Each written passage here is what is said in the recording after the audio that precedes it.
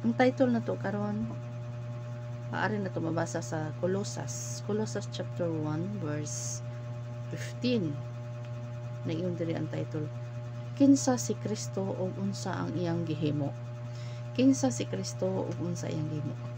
Si Kristo mao gayud ang hulagway sa dili makita nga Dios. Si Kristo daw ang hulagway sa dili makita nga Dios. Ug siya ang makagagahom sa tanan. Kay pinaagi kaniya ug alang kaniya gibuhat sa Dios ang tanan nga anaa sa langit ug dinhi sa yuta. Ang makita ug ang dili makita sama sa mga espiritu nga may kagahom o katungod, mga espiritu nga nangulo o naghahari.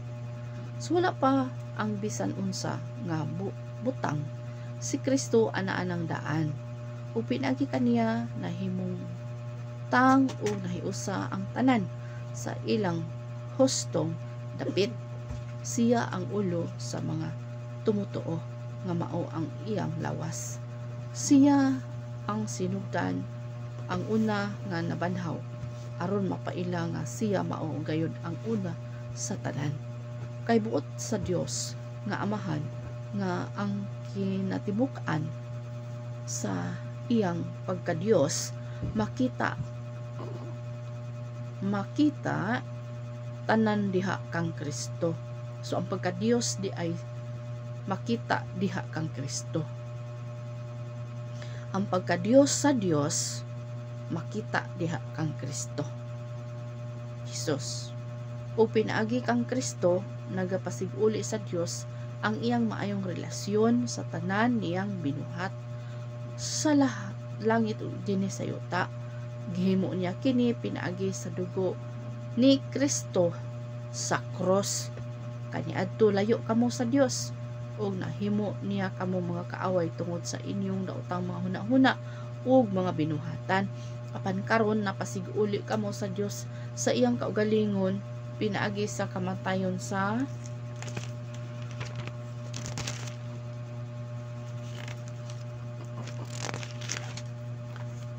tawhanong lawas ni Kristo. Karon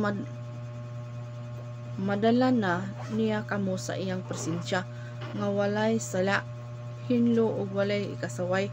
Apan kinahanglan nga magpadayon kamong lig-on sa inyong pagtuo ug dili matarog sa paglaom nga inyong nahuptan. Sa dihang nadunggan ninyo ang maayong balita nga giwali ngadto sa tibuok nga kalibutan. Og ako si Pablo nahimong alagad aron magwali niining maayong balita. Okay? So salamat kay sa Ginoo, no? Ari sa Colossus, madayag ang pagka-Dios sa Dios pinaagi kang Kristo Jesus, no? Na gitawag sa ingon napasiguli ang relasyon nato ngadto sa Dios pinaagi kang Kristo Jesus, no?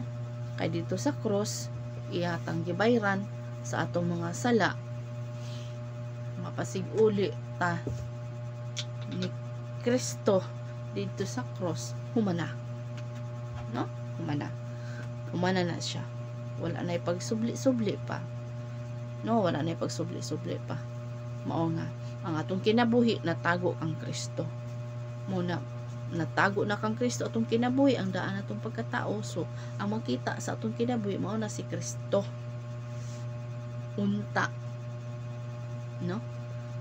Nga magapansing kamot kita ay gitabang sa Ginoo nga unta si Kristo makita sa atong kinabuhi.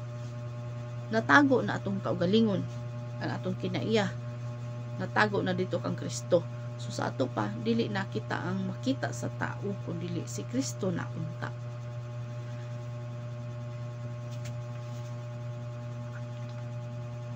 Pagdasig sa matag usa,